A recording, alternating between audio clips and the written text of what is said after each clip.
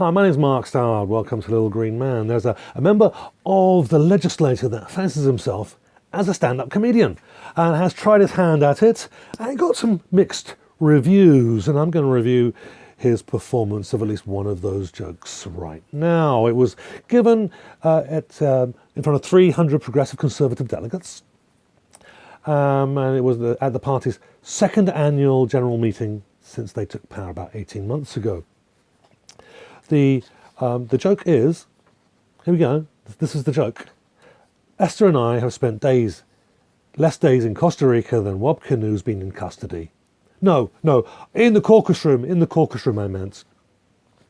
Now, many, I'm reading from the article from CBC here, many in the crowd laughed at his remark. Others seemed taken back. And that's kind of where I'm going to leave that one. Not so much because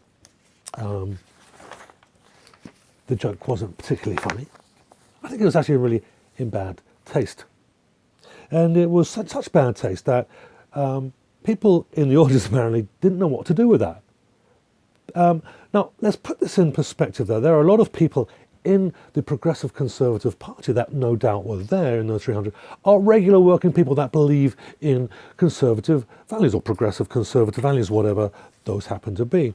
They believe they are. And so when you're saying these jokes, I spent less time in my Costa Rica mansion than, you know, that's not even funny. That's ridiculous, regardless of what you're going to end it with. And I'm not going to lay into Wob Canoe until Wob Canoe brings it up.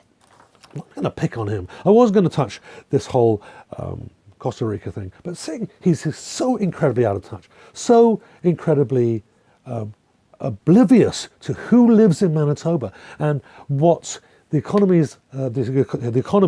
and what his policies are doing to us, the people of Manitoba, and how devastated we're going to be if, God forbid, that he gets a second term. So let's put this in perspective, just how out of touch Brian Pallister is and how really obscene that joke was, even if it wasn't Wob Canoe he was talking about somebody else. So since he was elected, Brian Pallister has travelled to Costa Rica 15 times. Okay, so that's 2012. Since that's what 2.5 years, 3.5 years, 3.5 years, and he's travelled from and he spent about 18.2% of his total time in Central America. 18 in the time that he's supposed to be working, he's been living there. Public records have shown that about 240 days he spent either in his mansion or his executive home in Costa Rica, or en route to it.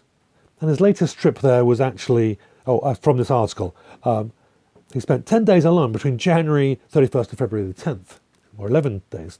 In his Costa Rican home, and that included in the 240 days. 3.5 years. Divide 240 days by 3.5 years. You get 10 weeks a year. Now, okay, no, if you've got money, you can afford to do that, fine. But let's put that where it needs to be. Is an average person in Manitoba, if they've been working for a company for less than 5 years, they get 2 weeks vacation. 2 weeks. And if they've been there after 5 years, they can get a third if they're lucky. And then they have to wait even longer for a fourth and so on. So most people are going to have 2 to 3 weeks tops. And when they do go on vacation, maybe they could go and stay in a hotel somewhere. Maybe abroad, maybe in Mexico. I know several people that do go to Mexico, and it's not cheap. It's not stupidly expensive, but it's not cheap. And I believe Cuba's open now if you're an American watching this. But 10 weeks a year going into a different country, living in a house that he owns. He's not looking at a hotel room. He's not renting. He owns this place. It's an executive home at the very least, and certainly from the way most of us live, it's a mansion. I mean, I don't know what the size of the dimensions are. Maybe that's worth looking into. I don't really think it is. I don't want to go on too long on this.